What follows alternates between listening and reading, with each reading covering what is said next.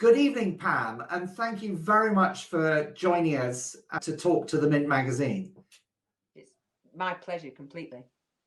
Brilliant. Well, can I start by saying you've been incredibly successful in public life and have a CBE to prove it. I wonder, what would your 20-year-old self think of what had happened in your life? I suspect my 20-year-old self would be quite surprised at the path that I've trodden, really. Not that I wasn't forthright at 20-year-old, not that I didn't have views about things, but I think, to be frank, my 20-year-old self would say, well, you've had some good hands, haven't you? You were quite lucky to end up doing what you did. And therefore, maybe my 20-year-old self would say, on the whole, you've not made a bad job. So, a reasonable judgment. I think your 20-year-old self was studying economics. It was. It certainly was at Manchester. Yeah, Manchester University.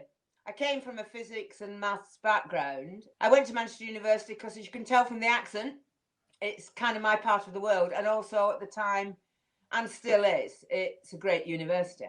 And, you know, I walked through anthropology and sociology, like you do when you're studying economics, and decided that actually trying to understand, and I guess this is something that's been a thread through my life, how human behaviour collectively results in what it results in, which is basically what economics is all about, just interested me. So I just fell into it and actually ended up doing econometrics. So mathematical building. Oh my Lord. So very technical. And do you think the economics helped you? Has it been something you've actually used? The answer to that is no. The thing is, you know, I understand why people are fascinated by it, but yes, it has helped me because it's given me a little bit of a perspective on some of the decisions that I hear some of our politicians come out with. Not that I have any great insight or wisdom, but that, you know, once you start looking at economics and you start to realize, particularly when you're model building, that this is all an attempt to put human behavior down into some sort of equation. And the bit, I suppose, that made me think more than anything that this seems like a bit of a weird way of doing things is when you have the E factor at the end of your economic equation, in which you put everything. That's called the error term. Yeah. So everything that the so-called left-hand side couldn't make the right-hand side of the equation do, you bung in the error term. And then you have an entire generation of people trying to work out how to reduce the error term down to zero, thereby making your projections of human behavior based on certain assumptions and levers work. So once you start doing that, you start to think, that's quite interesting. This is an art, not a science, isn't it? And it also makes you think, isn't it quite interesting that some people make huge investments and judgments about people's future, really, based on something that's a little bit wobbly? So back to those people that continue in that field, I kind of decided that maybe I was more interested in the human interactions and behavior, the systems that underpin why we do what we do, rather than the mathematical side of it, which was a poor proxy, it seemed to me. So that's why I kind of stopped doing economics and started doing people. So what do you think the biggest drivers are of human behaviour? Oh, I think survival is a good one. I think compassion is a strong one. I think within our field of influence, those that we have a responsibility towards, they're very strong bonds. And I think if we had our way, we would want to make them stronger and be more supportive. I don't think I think we've been taught that money is the driver. And as the old, Indians used to say, you can't eat it. And when, push comes to shove, you can't drink it. So it's what you do with it that really makes a big difference. So for me, I think we're driven to be kind, actually. And I think we have a veneer in society that stops us doing that. And my passion is to recognise where that veneer is and try and get rid of it. Wow, that is very interesting. So you think we're innately compassionate and caring and connecting, but there's a veneer that stops us. What do you mean? Give me an example of a veneer. I mean the system. I mean the system. I mean that. Let me explain. Of course, you could strip this back, and if we were on, I don't know, the moral maze or God knows what else, we'd be saying, yeah, well, we're only compassionate to people because we need to be compassionate, because we need other people to help us do what. Well, yeah, that may well be true, but we are community people. We are collective. That is how we work as a tribe. So for whatever reason it is that we wish to be kind to other people, whether that's a reciprocity thing or whatever, doesn't make any difference. If that's what drives us, that's what drives us. However, we're in a system at the moment where that isn't really our priority. We don't actually use metrics that identify the good side of our nature, if you like. What we identify is the easy bits. How many coins can we stack up? How much money have we got in a bank account? How many cars did we produce this year? And all that, I think, gets in the way of us having the ability to work out for ourselves. And this is a theme that, I come back to all the time now. How do we work out for ourselves what the local solutions to the problems are, where the feedback loops are, and how we can produce better solutions in terms of the quality of our lives? So that's a long way around saying the veneer is the system, and the system is paternalistic and top down, and there needs to be some of that to create frameworks of our lives. But actually, when you get rid of the obstacles and the veneer, people are amazing, and they can do fantastic things, and they can find more innovative, radical solutions to problems at a grassroots level than you could ever do from a 200-mile distance. So it's a mixed economy of emotions and policy drivers that I'm interested in to move us forward, I think, towards a more sustainable future. I want to pick you up on one word you used there, which was paternalistic,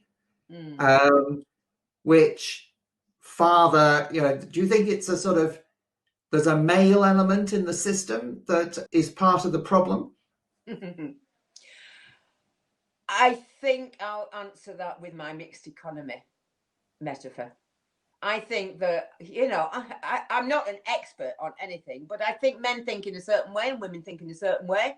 And together, if we respect each other's ways of doing things, I think we can find more appropriate solutions to some of our problems. I mean, I've just cited, for example, and it's a very small, silly example, but anybody that's been on a board anywhere will recognise this. You sit around on a board, and some women and some men, and some women say some things and nobody responds to them. And then the men say exactly the same thing and the males respond to them. And you think, I'm quite sure I just said that. Now, is that because we women are inadequate? No, it's just that we talk in a different way. We think in a different way. We perhaps stack up our dominoes in a different way.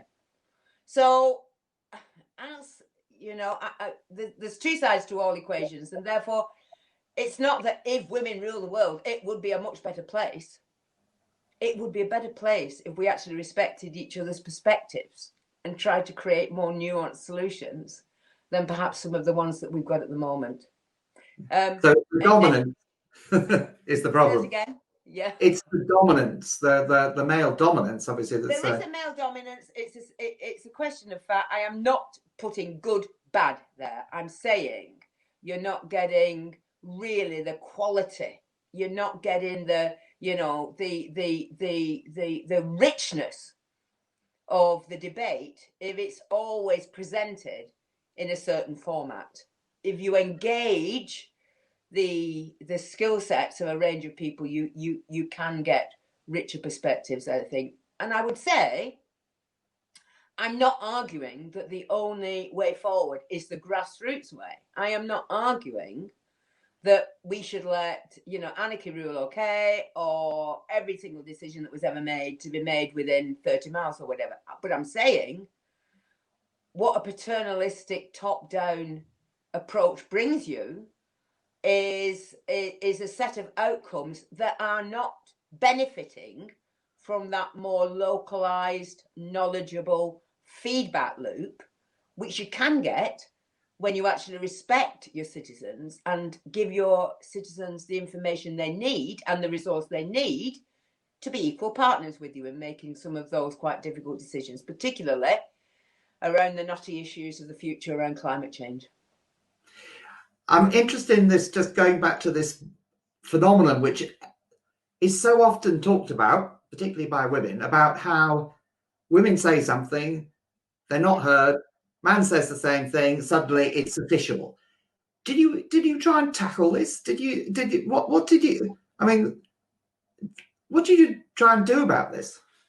There's only one position to be, that's Paul. I'm not going to sit in the wings and try and persuade someone who thinks in a certain way to change what they're doing. For me, but did you point out what was happening? Did you call people out? Yeah, well, you do say that, but actually, it doesn't have traction. It doesn't have traction because maybe it's because women think. Once it was said to me that, and I'm generalizing here, that men go from node to node in their decision making, whereas women spend some time in the spaces in between the nodes, in order to, as it were, explain or connect or not dive into, well, here's the solution. Now, if you're in a board and you want to get somewhere fast, probably having a great expansive debate about the spaces between the nodes is not necessarily an ideal way of progressing the board. But actually, to build into a decision-making process those considerations as well as those focal points, as it were, if you see what I mean, is a good way forward. My response has always been to say, okay, that's how that works. I'm going to demonstrate an alternative way, which is why I say, the only way I know is to put a stake in the ground and say, this is what I think is a really good idea. Anybody fancy it as well? Shall we go over here? Rather than spend my life trying to unpick something that I find less than effective and then reconstitute that. I find that a waste of time.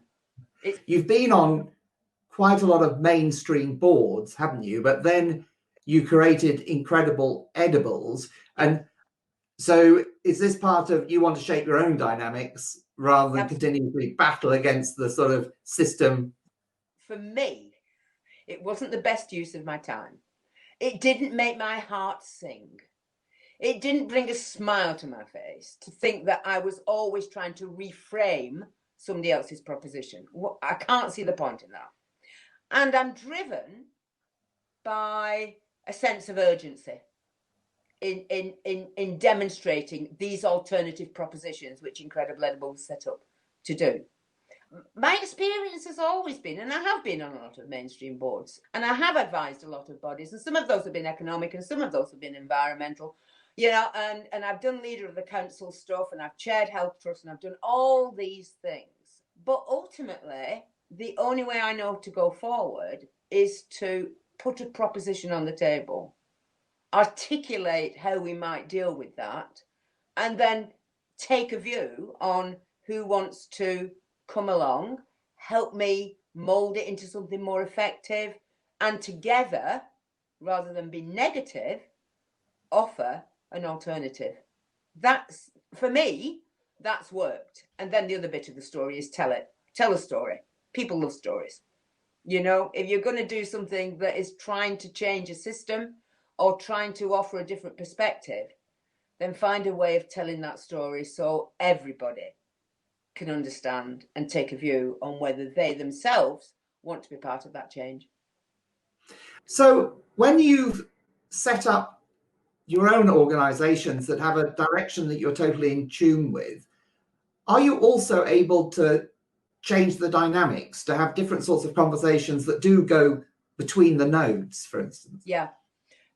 I think what is really interesting for me is that I am still on a journey. It's a funny old world, but I've spent 40 years, it feels to me, working through different systems and different contexts in order to be able maybe to pull that together now at this stage of my life and say, well, let's take that experience and see what it does. When Incredible Edible was given birth, it was about ordinary folks having the ability to see what a problem was and to have the tools to find some solutions to that. Now, if you're going to invest in a grassroots movement, then you need to let that grassroots movement find its own way. And therefore, my way of doing that was to offer a model. Here is a model, which is an Incredible Edible. It's the 3-plate model. The model is, let's do 3 things around the place we call home, using food as our metaphor, to demonstrate we are perfectly capable of taking strong, sensible, positive decisions that have a good impact on our lives. The 3 plates were, we plant edibles all over the place. We plant food in public places, private places, wherever it is, and it's to share. We decide where that's going to be. We don't ask permission 9 times out of 10. We just do it. We don't ask for money. We just do it. The second was, we recognise that loads of people in the place we call home don't know how to do that, don't know how to cook it, wouldn't recognise it if it came and hit them on the head. So let's have a chat with our communities. Let's reconnect and find the people who know how to do those things, and let's celebrate them. And then the third thing is, actually, if this is really going to get traction on the ground, we need jobs in it. So if we are over time able to help people rethink their connection to food, to land, to ground, simply by spinning those first 2 plates, then maybe we can see jobs in it for our kids. Maybe we can start to think about more localized supply chains. Maybe we can start to imagine ourselves the urban farmers of tomorrow. Just maybe. Now, that's the model. You put it out there and we see what happens. And what happens is, at the moment, thousands of people all over the world, 150 groups in the UK, say, I like that model. I didn't know where to start when it came to what I was concerned about, how to feed my family, or I know there's something not right about the planet, but I don't know what to do about it. It all seems like I don't understand these words, sustainability, whatever. But actually, by simply growing and sharing food, that's my first step. I can do that. I feel good about that. That gives me confidence to do something else. But they're all doing it in a slightly different way. My friends in Spain did not start in the same way that the people in the UK started. In the UK, people planted up what we call propaganda gardens. Places that were food growing on high streets to share, to start a conversation. Not because we were naive enough to think we could feed the town, but to start a conversation about space and place and food and so on. Now, in Spain, you wouldn't start there. You've got a history of a regime and a sense of impoverishment of a rural community that means you are not going to start growing food in the middle of Madrid. But what you might do is think about those food enterprises that already have a lot of local food because it's more of a tradition, particularly, shall we say, around Granada or Sevilla or whatever, with the Sierra Nevada and good land to grow on. So the restaurants were the ones, the business side started to kick off that new way of thinking by saying, actually, this entire plate came within 5 kilometres of where you're sitting or whatever. So people are interpreting it in different ways. Why does that matter? Because you can't have an empowered grassroots movement that has got an overarching hierarchy that tells them how to think. Now, the really interesting thing there, Henry, is that's a really knotty issue about how to know how to knit that without diminishing its effectiveness with a framework that allows even those lacking in the most confidence to progress. So you need framework makers doing one thing and you need grassroots.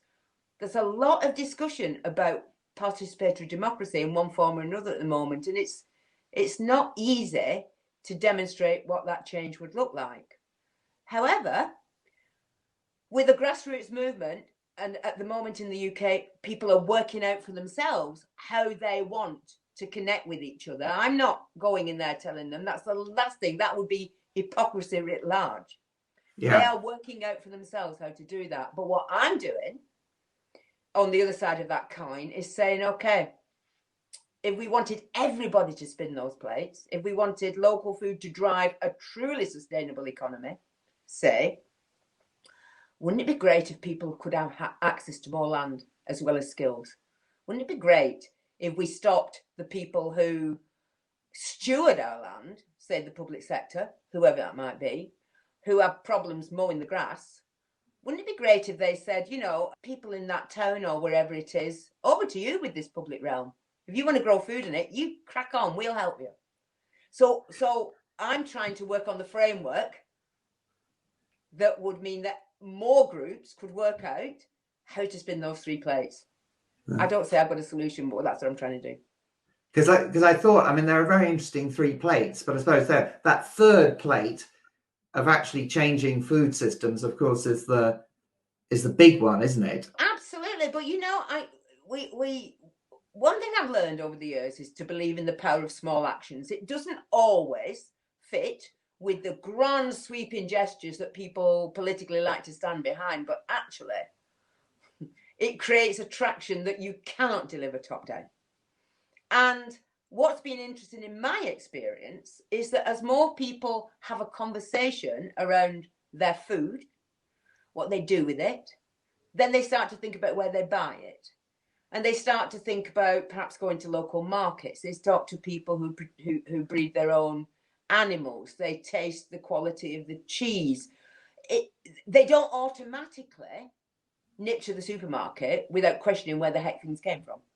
So actually, that sort of local empowerment by food is the absolute foundation and building block, it seems to me, for more sustainable food systems, whereby ordinary folks demand that they have a more local supply chain, that they know about the quality of the life that that animal led, that they understand the importance of the living soil that those foods were grown from. You know, it's something that we don't particularly invest in, but I think it's really important to look at demand as well as supply. Out of interest, I mean, one of the accusations against the local food movement and food boxes and so forth is it's terribly middle class. Is that, have you found it? How, and is it rural or urban, or is it where? Yeah. Well, there is absolutely a very strong middle class element in there. I agree. But this is how I look at it. You have to start somewhere. And if you're going to start to climb a mountain, you've never done that before, then don't start on the north face of the Eiger. Go for the lower slopes that you're going to get some traction on. So when you put out the three spinning plates, is it necessarily the people who have the hardest lives, you know, trying to keep three jobs down, huge problem about, you know, the quality of the education their kids are getting and the health and all the rest of it? Have they got the time to do that? Does it feel like an elitist pastime to think about local food? Possibly it is. But if you can start to increase that conversation at a grassroots level, it doesn't stay middle class. It spreads. It spreads to the people around that town who also shop at that market, who have the opportunity to see that actually the carrots at the market are just as cheap as the carrots at the local supermarket. They just don't market themselves as well. So it starts off, if you like, gaining critical mass about the middle classes, but then that allows you to then spread the story and demonstrate that actually other people can start to open up enterprises that will be supported by those middle class pockets, that allow more food production, that can help bring the price down, that can mean that people who are on low income start to afford things. So it ain't a quick fix. And without a shadow of a doubt, you know, this idea of this fascination on the telly with cooking and, you know, on the whole, that plays to the middle classes more perhaps than it plays to those people that are truly challenged. But it would be a huge mistake to say it stops there. Because and what about women? Is it particularly women who are driving this? I think it is. I think it is. For whatever reason that is the case, there is a lot of women in this movement, caring, nurturing, thinking about their families, their extended families, their communities, or whatever. Now, whether that's just the way our economy is run, I don't actually care. What I care about is creating enough of a critical mass so we can start to push the changes in the system that we need. And I just want to say, we make assumptions that people who haven't got money haven't sussed out that things should change, and they have. And that people that haven't got money aren't able to see that their children are not being nurtured and don't understand that that has impact on their educational attainment or whatever. This has got nothing to do with, being middle class. This is just about opportunity. And what we're trying to do is create more opportunities for more people in more places to start to realize they can grow their own food. They can buy local food that isn't extortionate. They can think of new ways of doing that, maybe thinking about batch cooking on their streets, whatever it might be, that in times of crisis would be a sensible way of nurturing and feeding ourselves. And ultimately, I personally believe that we have a right to good food, and this should not be an elitist operation. And I believe that as we are more localized in our supply chains, as we invest in a low carbon economy and support the farmers of the future and the process of the future, and start to bring all that into the middle of our market towns again, then we start to see that what was a minority sport actually becomes an activity for everybody. And that's where I'm going. We expect change too fast. I've done this for 12 years now. I've seen the shift. I've seen the inclusiveness that food can bring, bringing together people that came from different shores, bringing together skill sets that, from other continents, all these things brought together over time. And people have done it for themselves. They've not done it because there's a great national program that's giving people lots of money to do it. No. So I think people are ready for change, Henry, quite frankly. And I think the more we can demonstrate that and tell the stories of it, the more we can encourage more people to get involved. Male farmers, because farming is very much male dominated, isn't it? So, it is. But how is that sort of conversation? It's absolutely fine. Look, I am not anti-man. Let's just get this straight. I'm just saying that, what would be useful is for us to broaden the conversation beyond the traditional conversations that have gone on. The average age of a farmer, it's what? It's pushing 60. We need the next generation of farmers. We need to inspire. We need to help our young farmers. We need to let them know that we respect them, and we need to let them know that we will support them. We also need to rethink food producing techniques in our urban centres. I was involved in chairing what was called the Aqua Garden in partnership with our high school, which taught hydroponics, aquaponics, as well as soil-based growing cultures. Not because I thought everybody in Todmorden, my hometown in the north of England, needed to grow fish aquaponically, but because if we are to think in a global context, there are skill sets that we need to feed people in some very difficult circumstances, and those would be some of the skills that we actually need. But for me, it's just quite interesting. I also chair the local book festival in Todmorden. And because of COVID, we've been digital for the first time. Not my strength, I have to say, Henry. Luckily, that wasn't to me. And one of the things we did was to speak online with Amanda Owen, who is the Yorkshire Shepherdess, who has attracted the interest of the nation. This lady has 11 children and keeps farm going with her husband. Now that's quite interesting because she's not the typical farmer that one might imagine. However, there is nothing in farming that says you have to be a man. I'm not against men. And two of the other people that we interviewed in that programme were local farmers, both of whom were women. One that rears free-range pigs and takes them to market herself and produces local sausages, charcuterie, all manner of things. And the other who is part of an organic dairy farming family who makes cheese. And these are people passionate about reconnecting with good quality soil and communities and localism, and can tell the story really well. Now, is that because the women? I don't know. Maybe I don't know. But they tell the story really well. And therefore, I think there's room for a real mixed economy. And if we are going to grow more of our food on the land that we have, or even up the walls that we got, or the roofs that we got, or wherever it is that in the future we need to grow good quality food, then women are in that mix as well. Brilliant. Well, thank you very much, Pam. That has been absolutely fascinating, and it's really exciting what you're doing, and great to hear about it. Thank you so much. Bye-bye. Bye.